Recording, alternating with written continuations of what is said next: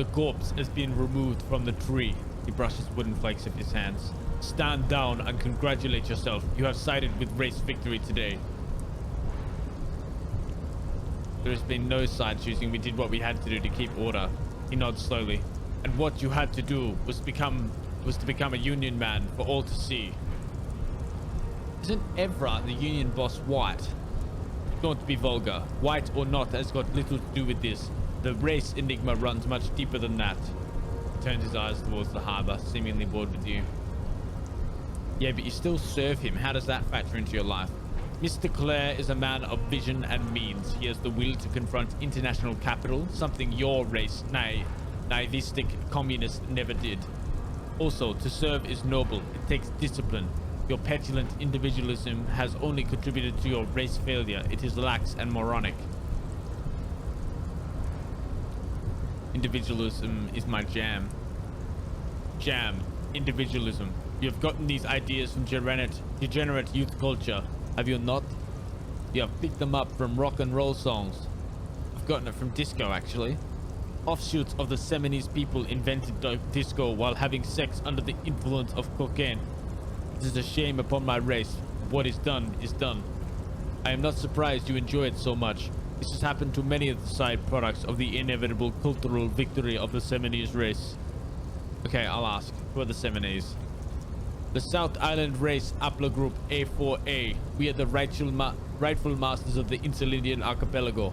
We descend from the Areopagites of ancient Pericarnassus and arrived here 4,000 years ago, millennia before you. We are the future. That is all you need to know. So you were born and raised on the islands before you moved to Revachol. I am a descendant. The narrow streets of Ulumbua are with me in my genetic dreams. I see young Seminoles women walk into the grey mass on Ile de Phantom, waiting on immaculate conception from the pale. So you did not come from the islands? No, he cranes his head. I have heard about it on the radio. So you're not really Seminoles, you're just from Revachol. I'm from Choron, he changes tactics. And no, it is not just in Revachol.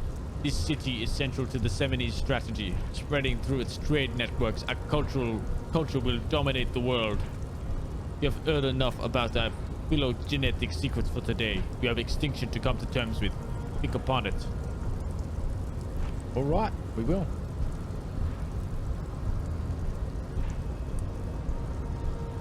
Why are you not with the Hardy Boys?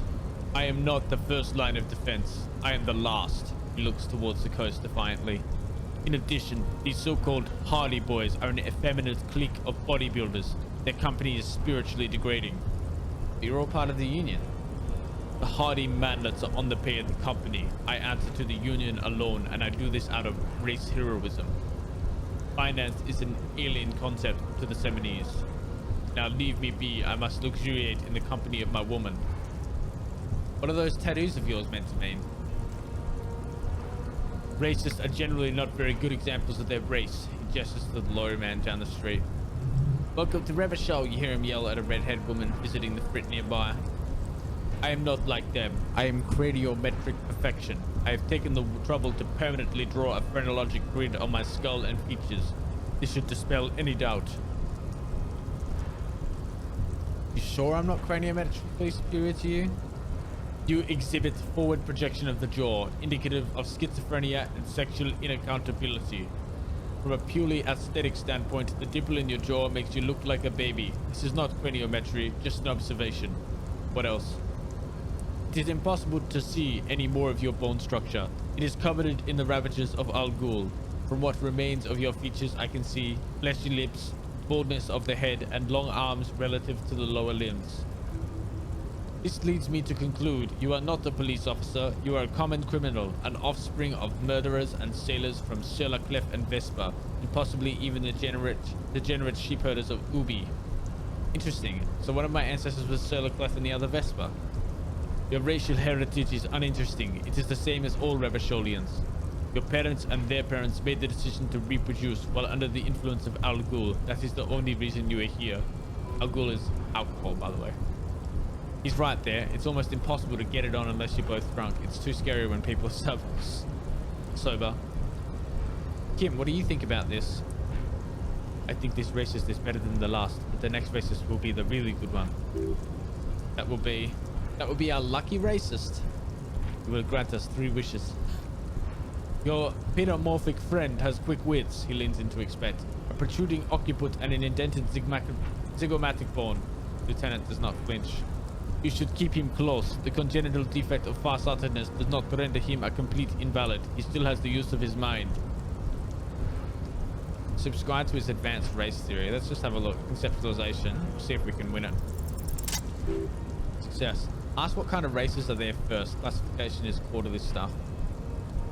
Measurehead. I'm new to this world. Help me understand its races. I need to know what kind of different races are there. Do you? The lieutenant looks at you. Whisper. This is for thing. What thing? You already got in the harbor. You just want to hear about the races, don't you? You are obviously a liberal zeolite, the man tells him. A polyculturist. I can see it from your love of microtechnology and your sartorial choices. Do not deny your friend the truth you have denied yourself. There are 3 categories of race. Type A, the heroic races. Type B, the servile races. And the vile C to F race, cauldron of pederasty. Which one do you need education on? Type A. Those are the Seminoles, the Areopagite, and the Occidentals, excluding the Mon, of course. The Mon are riddled with eczema to the point where they find it impossible to smile. They are all lactose intolerant, a common result of inbreeding. A receding genetic pool has led the Mon on reprehensible street parades in Mon cities like Stadskanal and Vredefort, wearing wooden clogs on their feet and little green tassels on their hats. Wait, who exactly are the Mon? You know them by the names of their nation states, the Oranges, the Gotvaldians, and the Konigsteniers. My people simply call them Mon. The Mon are proof that you can have too much Occidental racial purity and task-centric culture. Inbreeding has led to a lactose-intolerant sub-race who no one can take seriously. Colorful tassels are, let's be honest, not a good sartorial choice for this century. Might want to avoid wooden clogs too. Okay, got it. Who are type A then in your view? The Vespertines and Mycenaeans of Vespa and Mycena, the ancient Meteorans of Meteor by the golden Pisantic Sea, the Ceresni of Surlaclef, and even the North Konigsteners all have type A race propensities. The other large mondial civilization, the Mesk, are too yellow and oleaginous to count as a heroic race. True, they are violent and expansionist, but they have a glandular problem. He draws his finger across his face. Overproduction of sebum. Sebum is leaking into their brains, making them listen to El Mariachi music and eat toxic minced meat-based food, which in turn only produces more sebum. Who are the Seminoles and Areopagites in this? As proven by the Mon and the Mesk, Occidental type A is in retrograde. The Seminoles and the Areopagites are on the ascent. And the Seminoles are the indigenous people of the Interlindian archipelago. The Seminoles inhabit the southern islands, just and towards the south across the ocean. I am Seminoles, from the stock of Ulumbura on Ile de Phantom. The Areopagites? The Areopagites are the master race of the Ilmaran deserts. Seminoles are descendants of the Areopagites, who came here during a heroic migration from Ilmara to Insilind, thousands of years before the lactose-intolerant, Mon-ridden Occidentals discovered this place. What's the difference between the Seminoles and the Areopagites? The Areopagites are sleek, long-headed. The Seminoles are powerful, mesomorphic. The former is an immutable progenitor, unchanged since the super Iola of Pericarnassus. Ancient brains rest in their slender skulls. He falls silent, contemplating the beauty and the mystery. Then he continues. The latter is perfected and adapting. Together they form the Seminole Areopagite, Areopagite or Semiopagite super race. That is all. There are no more type A races in the world. Nature was not capable of more. Type B. Type B are the unheroic races, amorphous non-competitors of the great race.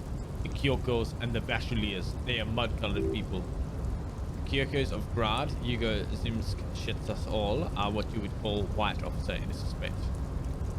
Description. Said Kyokos. I've been trained to identify them as white in official descriptions. Yes, to an untrained eye, the Kyoko appear white and pinkish, like a ham sandwich. But look into their eyes and you will see. He squints, full of sage wisdom. They are of indistinct color, and so is their skin, unhealthy, muddy, and ashen. Weakness is a racial quality that has to be earned through centuries of advanced ballistic warfare and cultural domination that the Grad people have undergone for drinking Al Ghul and smoking the degenerate tobacco herb and for eating potato. The Kyoko, the countless micro-nationalities of Grad, are all inexplicably obsessed with Hotat. The only thing they like more is dividing into microscopic ethnostates like political amoeba. And the Bacheliers you mentioned. Revacholian, halfway between Type A and the racial cauldron. Too mixed to know right from wrong. You tried your degenerate little revolution, which was the single greatest failure committed by humans in our 82,000 years history on this planet. Is it 82,000 years that we've been in recording history? You have very little idea of what is happening, but that seems a little off. Pretty sure history hasn't lasted that long. The mysteries of the people of this planet are a tragedy that is played out countless times over, like a fever dream of skin, hair, and bone. Wake up, naive chase piece. Go away, stupid political thoughts. What was this revolution? The revolution came to Revachol from Grad. In Sarath, he'd ridden potato carts. It is literally an illness. A prion disease that leaves the parietal and frontal lobe ridden with holes. A soft sponge-like mass of dementia, hallucinations, and paranoia. The revolution is fatal familial insomnia, a hereditary prion condition passed from the Kyoko to the Occidentals. He pauses in theoretic self-reflection. But not sexually, probably through trade routes and potate acid, the prime component of the potato planet. Enough of Type B mediocrity. He nods, satisfied with the outcome. File C to F race cauldron of pederasty, please. Type C to F are a museum of failed chimeric experiments and tragic maladaptations. They are tortured creatures waiting to be put to sleep. Your morbid interest in them worries me. Chimeric experiments? Lesser races like the Mosquito, a grotesque mixture of a Mesk woman and a Seminese man. Only possible if the mother is Mesk and the father Seminese. The other way around, they fail to produce offspring. The Mosquito is born sterile, like a donkey. He looks west briefly. All they have left is to ride customized motor carriages with hydraulic suspension, listening to aggressive El Mariachi music to vent their impotent despair. Any more? Then there is, he pauses dramatically, the Semino-Kochik Chimera. Are you sure you wish to know of the Semino-Kochik Chimera? It is not an aesthetic sight. Yes. The Kyoko, as you know, are very servile, especially when they meet the rich man. Racial scientists have toyed with the idea of crossing the Seminese with the Kyoko to produce a super worker of Seminese strength, broad civility. This will never happen. The Seminese and the Kyoko may have similar interbreeding problems as the Mosquito. We will never know precisely. No Seminese man could maintain an erection in the suffocating potato stench of a Kyoko woman or Kyoka. Fucking hell. Your eyes bounce to the young woman at his side, twirling her hair. It is light brownish and eyes are a random color. Potato-colored hair, random colored eyes, not towards Measurehead's woman. The heart that pumps the hemoglobin is mysterious, and so is its dark will. He answers enigmatically. Enough of these personal matters. Have you been educated to all the racial types now? He does not seem angry, nor does the woman look affected. She just twirls her hair. Perhaps they've been through this and established a code. Now that we've been through all the types, do I understand advanced race theory? You understand nothing to solve the great race enigma. You have to first ask yourself, what is the race enigma? You have not even worded the mystery, let alone service. How do I word the mystery? You need to internalize what you have heard here today and return to me. This clarity does not come instantly. Let's discuss something else. I cannot possibly imagine what else we have to discuss. Type B Revacholian. Your love for disco music and venereal disease? Leave. Okay. Wow, you work hard. I do? Oh yes, you hustle. You're a provider. It's tough out there, but you keep it real and provide. What hard work do I do exactly? Look at yourself. You're a human pedometer. You must have walked 200,000 steps down cracked asphalt, mosaic sand, and linoleum? after you re-emerged. That is the sign of a hustler who never gives up. The world is harsh. People are evil. You didn't make it that way, and you won't let it break you. You ride. Fucking ride till I die, bitch. This is what it's like. Life and death. And you got gills on your side, baby. With those black papers with the faces of innocence on them. You bring in the Franco Negros and the Solas. It ain't easy, but you do it. Day in and day out. You didn't make the rules, but you won't lose. You're a cop and a sprinter and a money printer. Guess I've made some gills, sure. Sure. And has it been easy? Is life easy? Have you not gone into cardiac arrest? Are you not about to have an anxiety attack or shoot yourself in the mouth? You still hustle 24/7, ride or die. Now ask yourself, are you rich? No, I'm actually not. Sarcastic Nacho, how are you? How you been? That's right, you work harder than anyone. You almost rode yourself to the grave and you're still practically a hobo. Why is that? Because of that guard guy riding my ass. The guard man has set himself up. One of those self-replicating money structures. You should learn from it. Don't play the victim. Think, hustler. Think with your head. There's a market for corrupt cops out there, but the immigrant cops have price dumped it.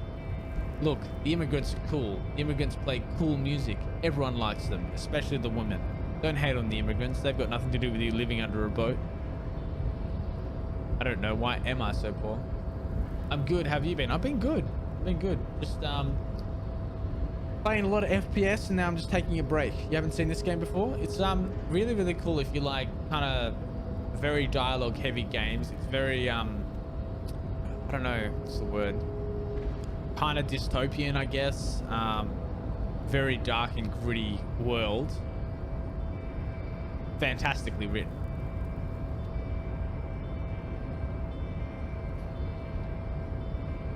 Why am I so poor?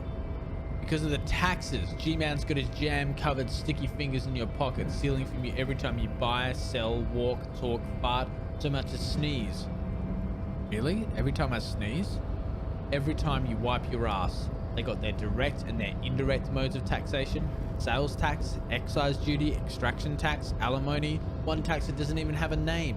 Plus there's the stuff people in other countries pay for that makes them ask for more money from you here.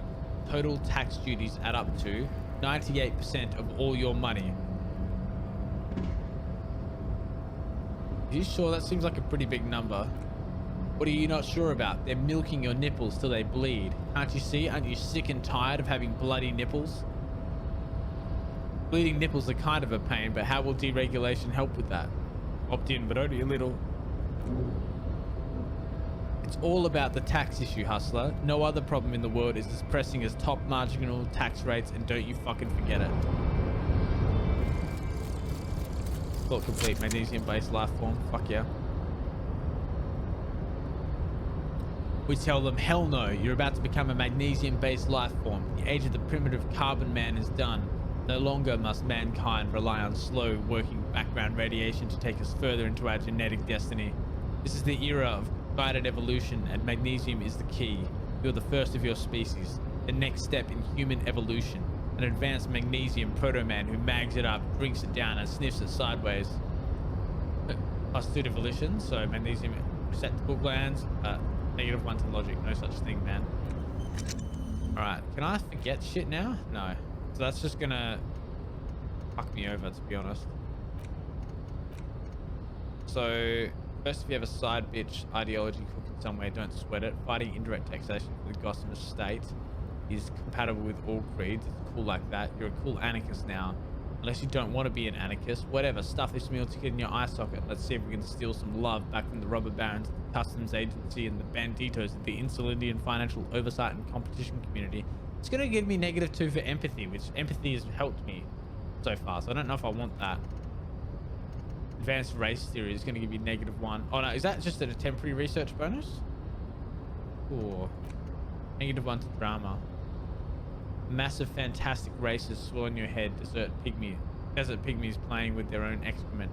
Gyokos juggling potatoes. Eczema-ridden Morns grinning and dancing on wooden clogs. Everyone is there. The whole race going. Close. Some that you may have come up with yourself. The thieving subkips and the seer-like cast of fortunates hatchling some kind of scheme. In the eye of this race Imperion, a vertigo reaching up to the heavens. You sense something drawing nearer, nearer. Well, I don't even have any skill points at the moment anyway, so I can't internalize anything. It's got a really weird skill structure and stuff as well, this game, but it's really cool. What have you been up to, Sarcastic Nacho?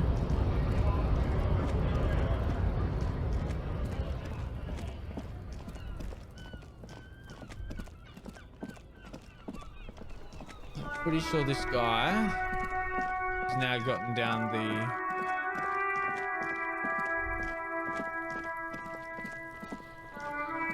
What's happening here? You missed it at show before. A kids came by, completely fucked a tree to pieces.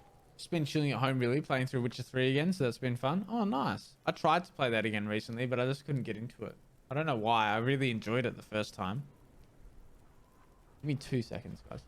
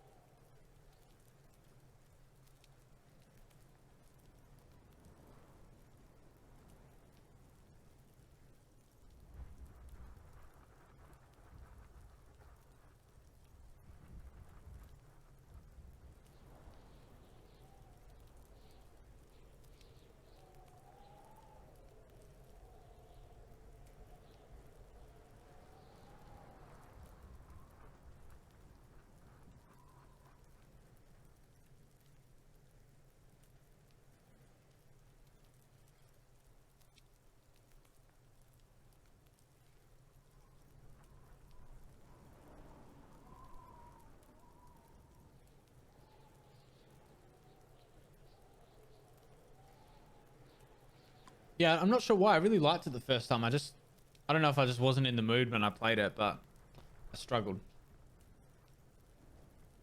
You missed a good show before a kid came by, completely fucked the tree. Oh, this guy's voice. I hate doing it because it always fucks my throat. He fucked the tree up. Fucked it good. It was porno.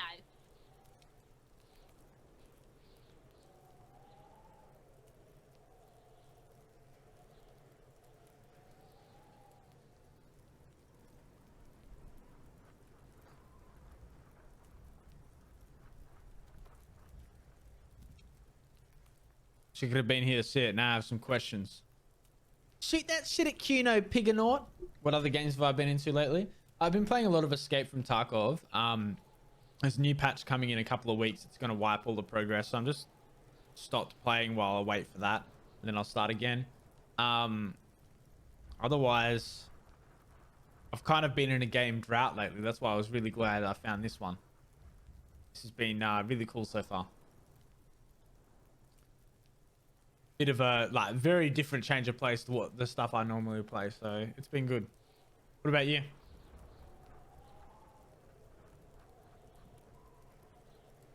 I can't do that. Low 17%. I'll discuss the body with you again, Kuno. It's all good.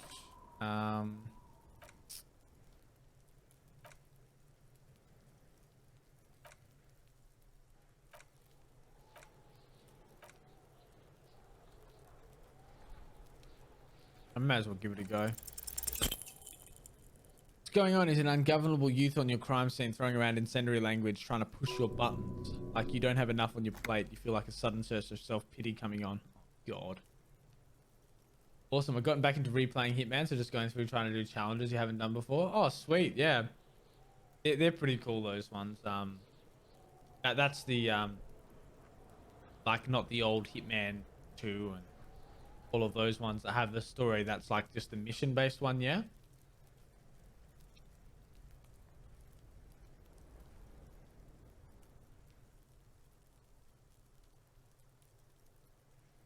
Do you know, you must have seen all kinds of things throwing stones here. Want to help the RCM bust a murderer? Fuck no! He bursts out loud, laughing. What are you, fucking mentally handicapped? You know, that almost made you a snitch now. Ease off. See, Kuno always takes the bullet over the hammer. He nods big boy style, incredibly proud of himself. Alright, I'm just gonna leave. Kuno doesn't fucking care. Most recent Hitman and Hitman 2. Nice, nice. Well, the body's on the ground now, which is good. corpse lies on the ground among the remains of an absolutely demolished pinewood branch. Well, it's down. Celebrate in a more reserved manner. Ooh, got a skill point. Mr. Measurehead has done a good job. The lieutenant nods approvingly. Nothing is still broken or compromised. The victim is ready for a field autopsy. A field autopsy? Yes, he covers his nose and lists. 1. Investigation of the scene. 2. Initial examination of the victim. 3. Field autopsy. 4. Transportation of the body to the morgue. We're on number 3. Fuck they on about? Cop's gonna cut his shit up. Got it. Lieutenant adjusts his glasses and takes a deep breath. All right, let's have a look here.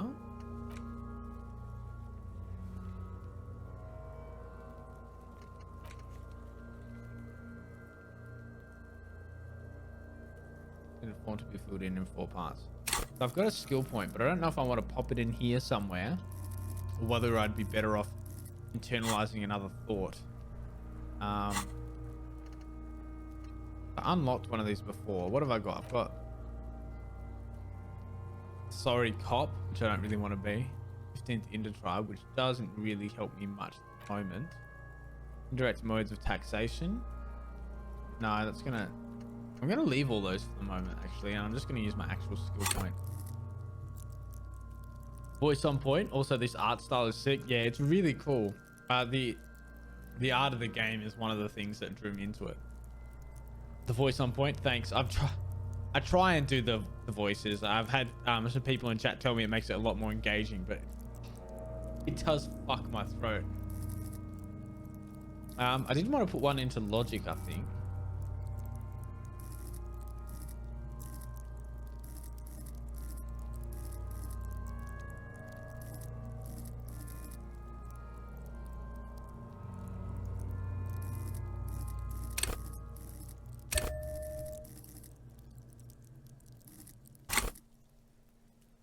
Lieutenant adjusts his glasses and takes a deep breath. First, what exactly is a field autopsy? Come on, officer. He pulls on a pair of latex gloves. You know what a field autopsy is. You've done 100 of them. Actually, it appears I have forgotten what a field autopsy is. Fine, the lieutenant sighs. It's a 3-part form to be filled out on the scene by the detectives responsible. One takes notes, the other dictates. The goal is to establish cause of death. We need a scalpel for it? A scalpel is not always required. I hope this is one of those cases. Latex gloves are, however. You have another pair of gloves? Unfortunately, no. I have gardening gloves. Maybe they're enough? They're better than nothing. The lieutenant looks at the gloves. Tell you what, I perform the anatomical side of things while you will take notes. Okay, where should I take these notes? In your paperwork, officer.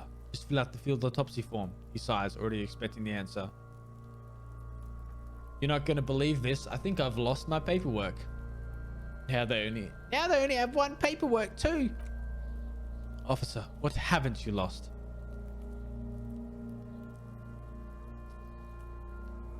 I still have my disco trousers.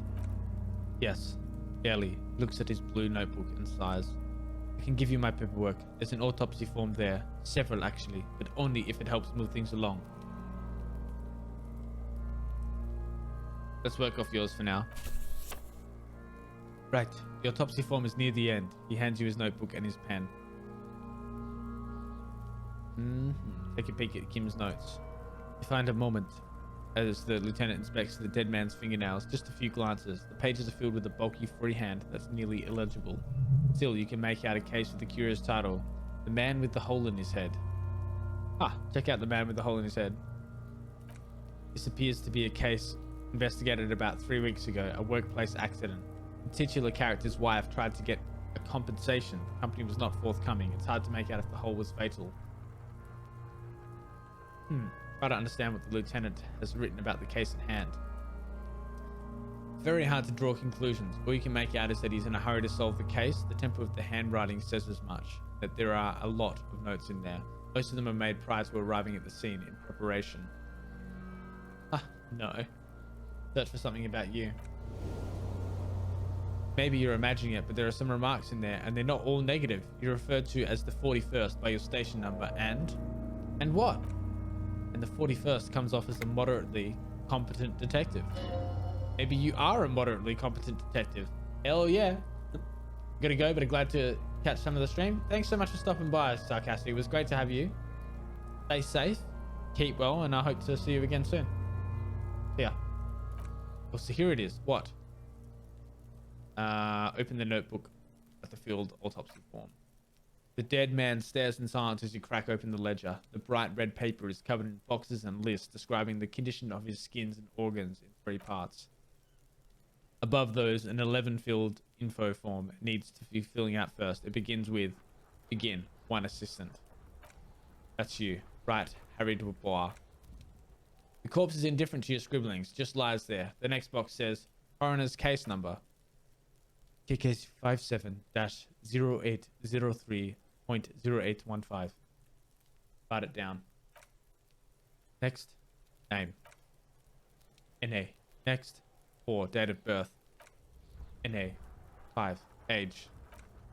The man corrects his glasses. Roughly 50. Continue. 540. The damage is so extensive it better to err on the young side. I'm gonna write 42. He nods. 6, brace. Mondial. Write it down. The pudgy mess of curdled meat looks neither mondial nor anything other. 7, sex. Fucky fucky, the little monster exclaims energetically. Male. Pig's gonna have sex? Right, male. Nor does he look male, with his pregnant belly and indistinguishable face. 8, date of death. We're still going with March 4th, 51. Right, 04, 03, 51. What else? He looks over your shoulder. 9. Body identified by is not applicable. 10. Case number is the same as the coroner's case. KK 570503-0815 listens, motionless, with the cargo belt still around his neck. Only 1 box remains. 11. Evidence of treatment. None. At least not after the initial examination. What exactly is treatment anyway? Interfering with the body's position or wounds post-mortem. Don't overdo it. It's okay to be unsure. I'm not so sure. Didn't the footprints look like he was carried over? They'd have to have incapacitated and carried him over. This man was more than a match for untrained dock workers. He places his hand on the dead man's chest as in preparation. The central nervous system recognizes this gesture. It's the stations of the breath, ecclesiastic, religious in nature, a holdout from pre-DeLorean burial rites. It takes him 2 seconds to perform. Then, somewhere in Jamrock North, a small woodshed behind Rosencrantz Row, Lieutenant Nick Orbach puts his hand to the chest of a small corpse, no larger than a monkey. It's raining outside. Light drizzle. There is darkness in the shed. Elsewhere yet, an obese female sits in a wicker chair, silhouette ball-like against the window. Outside, Grand Curon. The day is turning dim for Sergeant Mac Torson. Hand extended, he approaches to make sure she is dead more than anything else. And so, all across Jamrock, Coal City, GRIH, 42 deceased persons found today. 42 stations of breath. We should start the post-mortem. In the page. The corpse cannot feel Kim's hand on his chest. It no longer meaningfully interacts with its surroundings. And the thicket of boxes and lists on red copy paper tries to answer why. External examination. Summary. Clothes, he begins. The deceased wears armored boots and white briefs. The make of the briefs is Babrodine, I think. Let's see. He turns the body onto its side to check the underwear label. See, it's happening! Babrodine, yes. Inexpensive. Size M. Color. White. The disappointment is palpable. The red-haired thing was expecting something more lurid. Pat it down. The rest of the clothes have been removed post-mortem by scavengers. In order to get the victim's ceramic armor, officers are in search of the missing pieces. Removal of the boots is left for processing. It would be clever of you to omit the boots altogether, sire. If you were to keep them for yourself, as you ought to, you have deserved them more than anything else. When am I going to get them? Patience. After the autopsy, before the body is taken away, there will be a window of opportunity after the lieutenant has gone to sleep. I hope this has helped you, my liege. Admit the boots. The boot has a serial number. He twists the dead man's foot. It's E50.100.1000. The lines between the plates are in the shape of the alphanumerical. The number is purposely concealed by the design. I keep forgetting to do his accent. Tattoos. He stands up, feet planted on either side of the body. Upper torso is covered in a single continuous tattoo resembling a map of the night sky. It reaches from the right shoulder to the heart. The ink is blue and white. The assistant has a color photograph of the markings to be added in the case files as document A1. The photo is taken on the scene using a Trigat Mini. Write it down. The deceased has a belt for airlifting cargo around his neck tied with a hangman's knot, color yellow, length 3 meters. There's a buckle on the other end. He produces a measuring tape. Well nourished, athletically built, measuring 1.8 meters, generally consistent with age 42. Preservation is good, ambient temperature below freezing. Body hair is light brown, distribution is consistent with age. Kneels in to get a better look. The deceased had male pattern baldness. Hair has gone back, short. Lots of corpse's hair before moving on. His hair feels wet, soaked with rain, cold to touch. Not that different from a living person after a swim. Stroke his hair, gently. The stench is suffocating. Strands of dark brown hair start sticking to your hand like a thread off a ragdoll's head. There's brilliantine in there. He's coated his hair back with oil.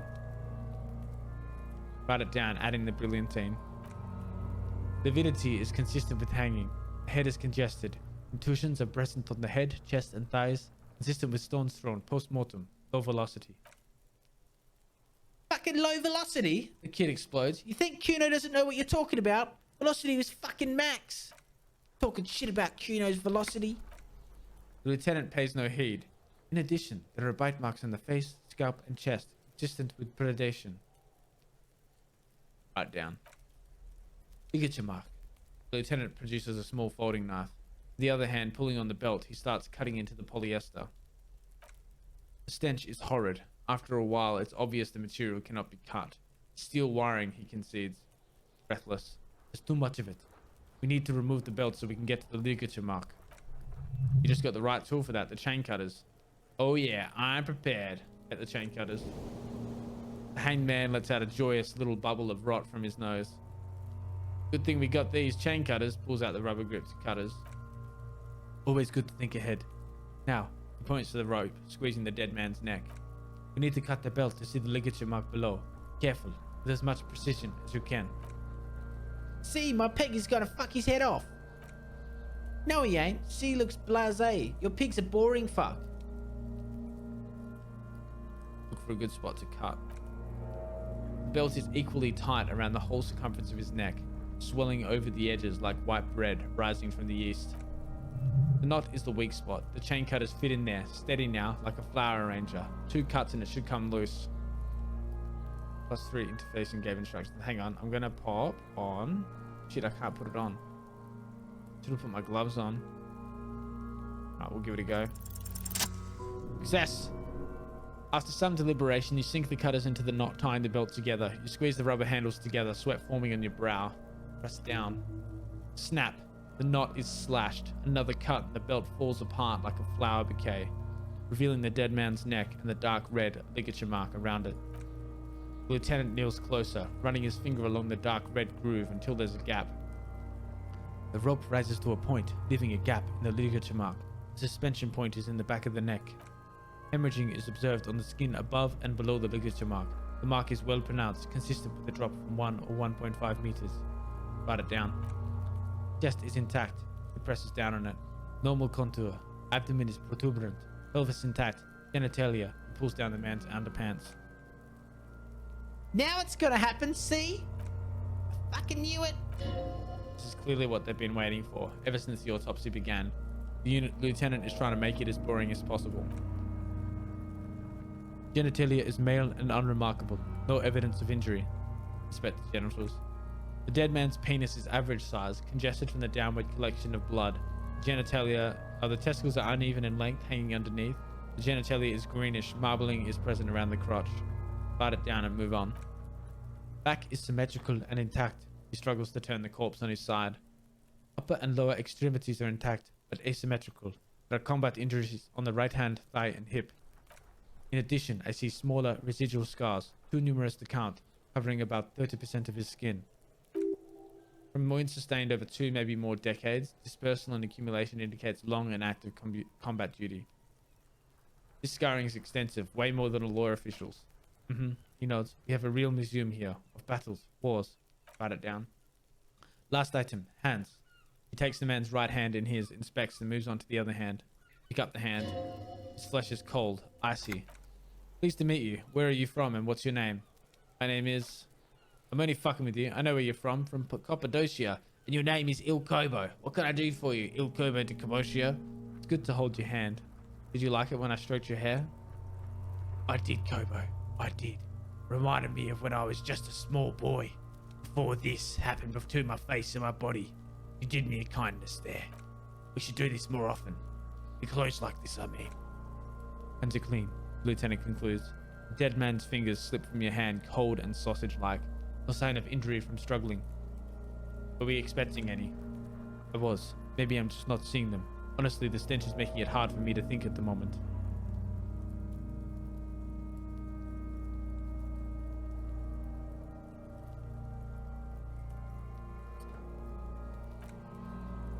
He turns to the side to breathe. It's not enough. He buries his face in the sleeve of his jacket. You hear a muffled voice. That's all for external. Well done. What next? 2. Internal examination. Summary. Central nervous system, he says, and then concludes abruptly. I have nothing. Do you have anything on this man's central nervous system? Of course, there is a moral to be drawn from. A moral to this story. If I may add the moral of this story, what would that be? He looks at you inquisitively. The dead man looks too, with barely contained excitement to hear the moral of the story. The brain is very vulnerable to compromises in its blood supply. Lieutenant grins. I think that may well be the moral of every story, officer. Alright, NA. Good. Musculoskeletal. Perfect purge fluid is coming from the mouth. It gets close to the mouth hole, eyes squinting from the stench. Not injury related. Eyes and tongues protuberant. Hyoid bone. Let's see. This eye is almost closed. Eyes almost closed, the lieutenant puts his hands on the dead man's throat and begins to massage it gently. A rotting smell erupts from the mouth. Purge fluid runs down his lips, black and viscous. You hear cracks as the lieutenant moves his sharp fingers inside the flesh, like the creaking of an old house at night. Yeah, check that fucker off. The hyoid bone is fractured, he says after a while. The rest of the musculoskeletal system is intact, unremarkable. Write it down. Back hunched as if in prayer, he begins to pry open the dead man's jaws. Respiratory system. He stops to exert more force. Both hands are used. Oral cavity shows no lesions. The victim has received dental implants, possibly after a combat wound. Mouth swollen, hemorrhaging present in the mucus of the lips and the mouth. Look inside the dead man's mouth. No scream, no sigh of relief rises from the darkness inside. It's humid there. Sickly sweet air, unlike anything living. You feel like you're about to throw up again. Straighten that mouth in his. Look deeper inside. It's hard. Once more you taste stomach acid in the back of your throat. Contraction. Your throat pumps a little something from your stomach and into your mouth. You're forced to swallow just to keep looking. Inside you see darkness, just a mess of meat and darkness. There are ancient mysteries down there, Kobo. Ask me later. Lieutenant lets go of the jaws. The mouth snaps shut before you. Hemorrhaging present in mucus, he repeats impatiently. Write it down. He wipes his brow. Hepatobiliary. NA. Why? Don't we have anything? He looks at the corpse's stomach with a mixture of tiredness and disgust. Are you a hepatobiliary expert? I don't think so. Neither am I. And that's it? That's it. Right, NA.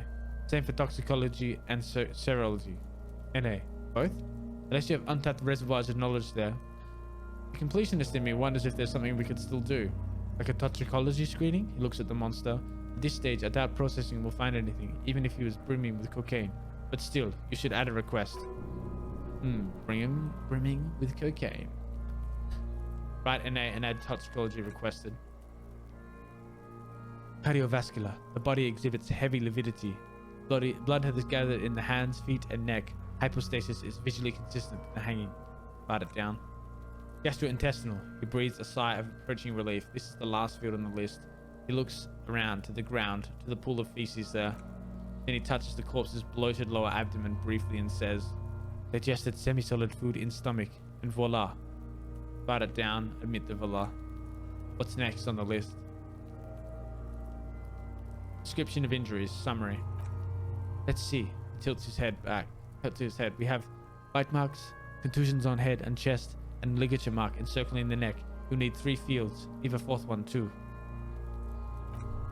Be thorough if you want maximum results. What about the injuries we have afflicted? Oh, he looks incredulously. So we inflicted them? Okay, I inflicted. Okay, so there's a spin stabilized munition from a casual A990 muzzleloader lodged in his lung. There's a pause. I don't think we should mention that. Better not to muddy the waters. I agree. The waters are muddy enough. But isn't that sloppy? Be pedantic if you like. It doesn't matter. No one else is going to investigate this man's murder, and if they do, such details would only confuse them. See, these pigs are fucking corrupt. The boy nods approvingly. Why don't you fuck them if you love them so much? Now, injuries. 1. Bite marks. He nods. Head, chest, and scalp bite mark injuries. Predation by birds has caused damage to the body. Odontologist does not need to be consulted. Write it down. And your opinion, officer? Beneath the description, there are 2 boxes waiting to be ticked. B. Non-fatal post-mortem. Agreed. Next injury? Contusions. So, the scalp bleeds from a post-mortem head injury, a stone. The injury does not have the rim of an early inflammatory response. A perpetrator on the scene has confessed to causing it post-mortem. At maximum velocity, fucko! Has confessed to causing it at maximum velocity. Write it down. Coagulated blood sticks to his scalp and chest where the countless stones have hit the dead man. Beneath the description of injury, 2 boxes. B. Non-fatal. Post-mortem. Right. Next. 3. Ligature mark. Finish the autopsy. A dark red abraded ligature mark encircling the neck with a gap on the nape measuring, let's say, 7 centimeters. The hyoid bone is fractured, the cervical column intact. I see hemorrhaging on the skin above and below the ligature mark. Depth of the mark, 1 centimeter. No sign of clawing on the neck. Write it down. Below the note, 2 customary boxes wait to be ticked. The man's head jerks to the side, awaiting your judgment. The ring is around his neck is visible. Think for a moment. There's time. Don't rush. Non-fatal post-mortem. The lieutenant falls silent abruptly. He is deep in thought, eyes fixed on the bright red ring around the dead man's neck. Why do you say that? He tilts his head. I'm serious. I don't think this was the injury that killed him. Okay. Why don't you think it was filthy? Why weren't his hands tied? A big man like this, I would tie his hands when marching him to the gallows. Honestly, I'm not sure there weren't marks on his wrist. That part got blurry for me. The stench. He covers his mouth. But you're right. I was ready to call this. Now I think we should leave it empty, at least for the time being. Form field autopsy. So, Bruce is a small plastic roll from his jacket, a body bag. Let's wrap this up. I pronounce this field autopsy over. First, how did it go? It was he looks for the right words, an irregular field autopsy. We did not establish cause of death, which is supposed to be the goal of an autopsy, but personally, I do not see this as a parameter for success. We also requested a toxicological screening that was thorough. The results should arrive in a couple of weeks if we're lucky. I would not hold my breath. What else? We were thorough with the list of injuries too. We described them all in detail. What is there to say? Given the circumstances, it was a professional field autopsy. Oh yeah, well done, Master Detective. Maybe a drink is in order. What now? Bring back his notebook. I am not succumbing to these drugs or alcohol. We are going clean. Now, he pockets it. Now we put him in a body bag and I drive him to Farborg for processing. Lieutenant looks at the dead man one more time, then at his notebook, then at the corpse again. He's thinking, did I miss something? You tilt your head, also looking at the corpse. I'm sure we didn't get everything. There's always something. Just the body one more time thoroughly. Tell me something, dead man. At the autopsy, you said you have ancient mysteries. Oh yes, Goba Milobo. In the gift moth horse's mouth, tracks of wakes and waterways, ancient materials buried. Yeah, but to where, brother? Just a small gulp away, my beloved Kobo. a small gulp away.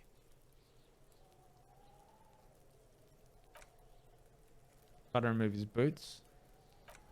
Thought we decided to leave it to processing. Let's not turn this into some kind of circus. Damn it, this is turning into some kind of mega puzzle. Alright, we'll just give this a go. Look in the mouth, didn't establish probable cause. Alright, fingers crossed. Yes!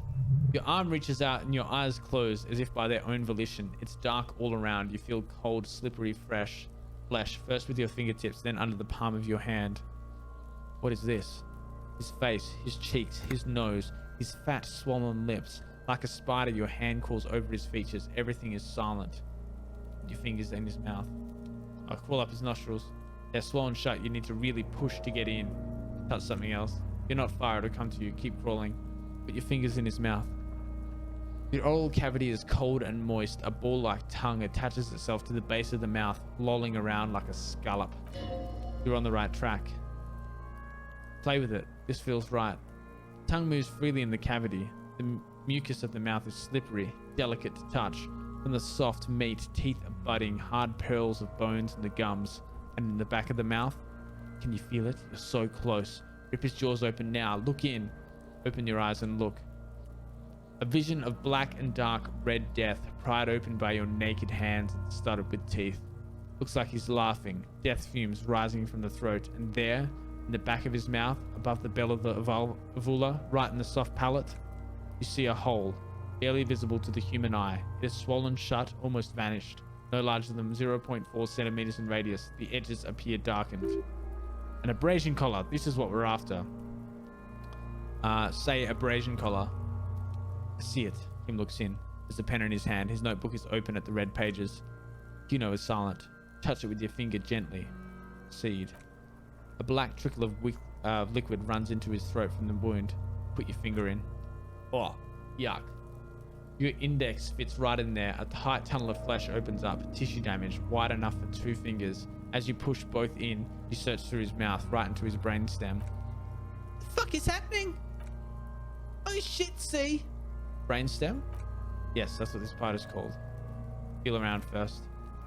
The basal ganglia feels clumpy. What entity here has torn apart his reptilian complex?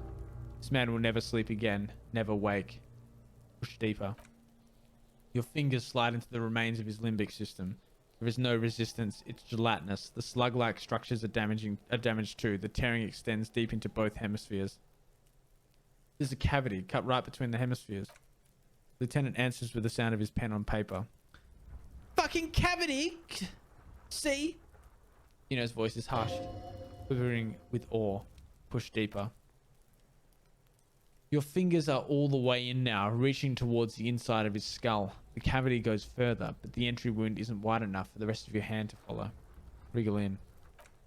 The fingers reach towards his skull. His cerebral cortex feels like jelly, cold jelly. Strange fluid streams down your wrist as you push deeper until you feel it on the tip of your finger. Sharp, serrated metal. The edges cut right into your skin. Feel a solid object right under the skull. Can you get to it? He searches his pockets for something. Inspect the skull first. There's a tiny crack, a protrusion in the cranium right in the back of his head. Your finger must be pointing straight at it from the inside. The object that is in there stopped just short of the skull in the encephalus, knocking this tiny fracture into the cranium. You have the makings of a very small exit wound here. The lieutenant leans closer. Forget about the fucking exit wound, Bino. The pig is wearing him like a fuck puppet. Alright, precise spot of exit wound, interfacing. Push it out. Failure. Push your hand further in. Whatever is in there keeps rolling between your fingers as you back into it to come out. Fucking shit. Out comes his small folding knife. The lieutenant moves its blade across the man's skull, searching for the exit wound. There. Nod towards the protrusion. Draw your hand 4 centimeters, please. Continue. Oh yeah. Pull your fingers back and nod. With a crack, he punches the knife in the skull. Then one more time and one more until the bone comes loose like eggshell. Inside, you feel the jelly move from his poking. The object is still under your finger. Gross? How are you, Ant? It is pretty gross. Very well written, though. Continue. Can you push it out? Push. A small flower of metal blossoms from the man's head, followed by your finger. Beautiful. A bullet. The lieutenant picks it up between his fingers. Unknown caliber. Rifled. You may remove your hand from the victim's head now, officer. Well done. Evidence fractured bullet. Here's your prize. He drops the bullet in an evidence bag and puts it in your hand. Your other hand, the one not covered in blood and cerebral cortex. He proceeds to take out his notebook. Looks like we need to add one more item to your injury list. Click goes the pen. Injury 4. Oval entry wound with an abrasion collar. Soft palate, back of mouth. High velocity, temporary cavity and brain tissue. Small exit wound on the occiput. He underlines the injury forcefully. How does that sound? Sounds like heaven. Opinion. Fatal injury. Fatal injury. Goddamn right. Click, click goes the pen. And one last thing. You should amend injury 3. Legal remark. New opinion. No non-fatal. Post-mortem treatment. Back on campus? Oh, hell yeah, dude. How is it? You enjoying it? Hopefully your flight was safe. He's proposing the bullet was the real cause of death and the hanging attempt to conceal this fact. The ligament mark, the fractured hyoid bone, it was all treatment. Yes, and the belt around his neck, the hanging, even dragging him to the yard. All of it was done after this man was already dead. Agreed. Notes. I have had my doubts since you showed me the tracks. Why did they carry him over? Why not march him? I thought. There was no satisfying explanation. Yeah. Lectures are all still online. Oh yeah. So you're just hanging out with friends though, pretty much. Not much going on tonight. Otherwise you'd be out partying, right? There have been other signs too. Small things. We were right not to assign hanging as cause of death, as the perpetrators expected. We would no such luck for them. We didn't fall for it, he thinks. There's pride in there. Who would do this? That's for us to find out. But this, if to make finding them just a little easier. Why would anyone do this? To hide something. The real killer? The real motivation? What really happened here? I think I need to wash myself.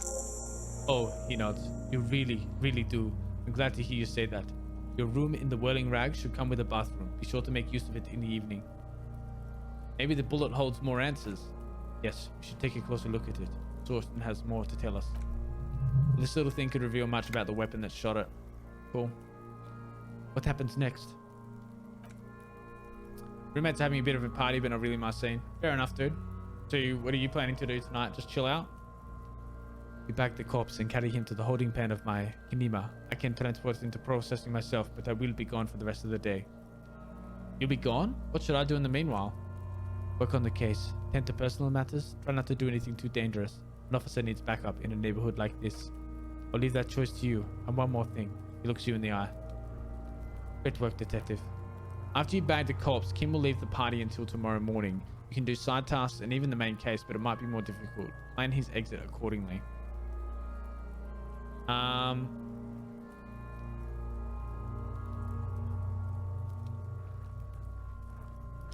Let's leave it, and I'm going to do that tomorrow. Because while he's asleep, I'm going to steal the boots. Just unpacking and chilling. Fair enough, dude. You got anything to say now that we've done that? Fuck, does Kuno care? No, he doesn't. So, wash off the death smell. Yeah, alright. Is there anything in here? Trash container is locked. Sliding lock has a padlock that says whirling in rags. Something in there, not necessarily connected to the case, but still. Why am I looking at your trash container? You're just a trash container. Well, it is a container. Maybe you're prioritizing it? Lieutenant, what do you think could be in there? Trash? Food waste from the cafeteria? They lock these containers to keep the derelicts from flocking in. Could be evidence too. Yes, I feel like there's something in there. What do you mean, feel? It's extrasensory perception. Whatever's in there holds a special significance. I agree. We should get someone from the remote viewers division here. What is the remote viewers division? All the detectives from all the precincts who experience extrasensory perception go to the remote viewers division. Their work is invaluable to the force. What kind of extra natural abilities do they possess? None, because they don't exist. Oh, okay. We should still access the container. There may be evidence in there. How do we get the lock open? We could try using a pry bar, the one you took from my motor carriage, or Lieutenant. Or we could ask for a key from the manager of the Wellingham Rags. He probably has one. All right. If I equip the tool, the bullet mushroomed out on impact. It now looks more like a fanciful jacket button than something you can pierce skin, flesh, and bone. The bullet is safely sealed away in a plastic bag bearing the RCM stamp. Kilder's filled out the label on the bag with the item number, case number, and date and location the bullet was found. Beside his orderly handwriting, the bullet looks especially sad, like a tiny shriveled head of cauliflower. What do I do with you, bullet? What? The lieutenant steps closer. I said, what do I do with you, bullet? Well, if I was the bullet, which I'm not, I would say, find the weapon that shot me. Good idea. This guy is so fucking patient and polite with my shit. We find who owns it. We'll have likely found who used it, possibly to kill our victim. In conclusion, the more we know about this bullet of yours, the better. Fill the bullet through the bag. The squash bullet has some sharp edges where the jacket is split open. It feels cold even through the bag. Inspect the bullet closer. The jacket of the bullet is made of yellowish metal. It has blossomed out to reveal a dark grey core. The base of the bullet is close to 5 millimeters in diameter. Jacket. You can just make about a few striations near the base of the bullet. Little hairlines, linear. It feels standard. And the core? It's quite destroyed. Some of the fragments are still lodged in the wound. What can you say about the bullet so far? It's a jacketed bullet close to 5 millimeters in diameter. Jacketed bullet. Okay. It would have been shot from a military-grade breech-loading rifle, not from a muzzle-loader like those typically found on the streets of Martinez. Even the RCM used ordinary unjacketed conical bullets. This is strange. Very strange. I like this, officer. Strange means unique. Unique means incriminating. We need to find the gun that shot it. Something tells you that won't be any time soon. This will have to be one of those epic tasks that's open for a while. I don't know. I can retry this if I level up hand-eye coordination, so I may as well give it a go. Success! Fuck yes! A rifle, revolutionary period. Your bullet looks to be an old 4.446 mil. The 4.46 mil from the surplus left over from the turn of the century. Probably an antique or a retrofitted antique. Make? The 4.46 caliber was widely used with the Belmargrave rifle, a Revacholian manufacturer. The B-M dominated the battlefields of the Insulindian theater of the Anticennial Revolution 50 years ago. Is anyone still making these rifles? No, but Zeliga, a major firearm manufacturer, ended up with a surplus after the war, so there are still a lot of these old military rifles floating around, usually broken. The quality was appalling. Who uses Belmargrave rifles these days? Antique enthusiasts, guerrilla fighters in distant countries, a few lucky jamrock bangers, looking for a well-preserved antique, most likely. Lieutenant jots something down in the notebook. What are you thinking? Bullet? I think I know where this came from. Dangle the boat thoughtfully. Okay, and? The shot probably came from a Belmargrave rifle. An antique. That makes sense. There can't be many breech-loading rifles floating around in Martinez or anywhere in Revachol, really. Why not? Sure, there's some arms trafficking, but the laws prohibiting the use of breech loaders we inherited from the monarchy have been effective, from what I've seen. Some new RCM recruits get impatient with their muzzle loaders once they've trained with military-grade weapons, but they realize it's worth it in the end.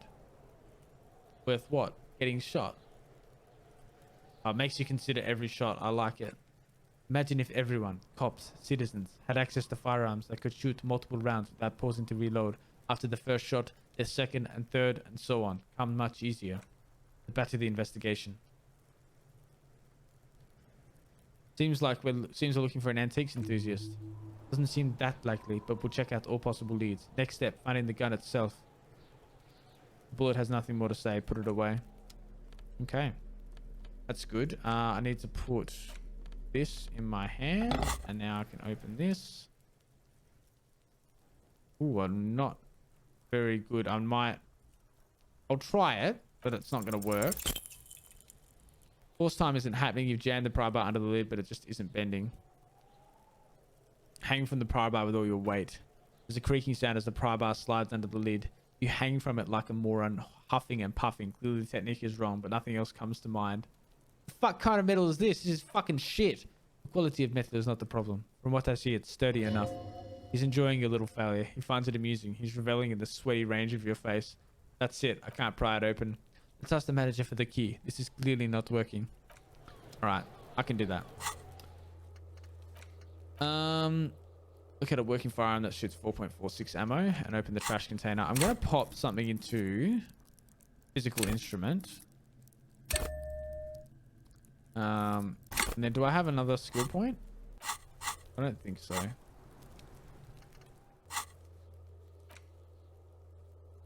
Sleeping dock worker. Oh, I can give him a try and wake him up now. In the trash container.